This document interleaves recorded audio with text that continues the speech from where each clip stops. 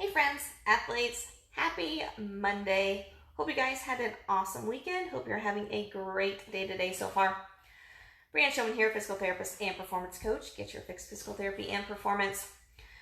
And I'm curious on how many of you have let injuries go too far and then were out for a lot longer than what maybe you should have been. Now I get some like stress fractures, things like that are going to take a long time to heal. So that's legit, like they just take a long time. But how many of your injuries do you think you could have been back a lot sooner from than what you were? I had a client tell me today that we're discussing actually my foot right now. I'm in a boot right now. It started flaring up on me Saturday. Definitely not normal. Trying to just figure out what's going on with it. So put myself in a boot for a couple days, let things calm down to help me determine if it's like stress fracture or strain or sprain or what's going on. And I'm seeing someone on Wednesday for it. So there's that too.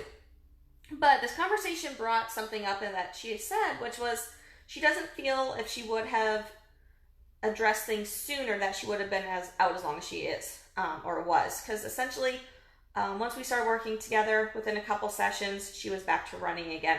And this was after not being able to run for about 3 months. So that's why I pose this question to you, that what injuries have you dealt with? What have you let go too long before taking care of that could have been taken care of sooner, that maybe you would have even had to stop running from, that maybe you would have recovered faster from, and that you could have been training harder sooner? Because essentially, most injuries, unless you had a traumatic injury, don't happen overnight. Like if you had an ankle sprain, if you twisted your knee, you caught something wrong with your shoulder, like things happen trauma-wise that okay, it's an issue, I need to figure this out. But most injuries don't come on overnight, and most have some nagging issues prior to getting really bad. The sooner you address it at that nagging issue point, the faster you're going to come back. Because at that nagging issue point, it's like something's inflamed, something's irritated, it's telling you something's going on, it's telling you to address it. If you keep ignoring that, your body starts to compensate, you flare more things up, and that just compounds all the issues.